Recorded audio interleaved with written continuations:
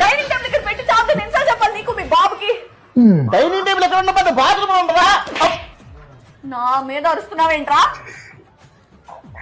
ఇదిగో అమ్మా, ఈ బాత్రూమ్ కూడా ఆ బాత్రూమ్ తో పాటు క్లీన్ చేయాలి. ఇందులో ఇది చిన్నదే. అమ్మా ఏం చేస్తావు అమ్మా? నువ్వు ఉండరా, ఈ డాగులన్నీ పోవాలమ్మా ఎలాగైనా సరే. నాకైతే ఇదేం నచ్చలేదు. అమ్మా అది కాదమ్మా, నేను ఉత్సవం మధ్య వస్తావు నువ్వు. నువ్వు ఒకడివి పదమ్మా.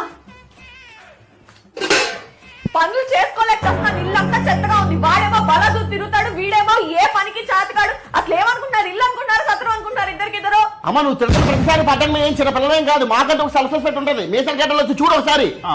నాది కూడా ప్రైస్ కోల్పోతున్నాను నేను చెడిపోతా అయితే నేను వెళ్ళిపోతాను.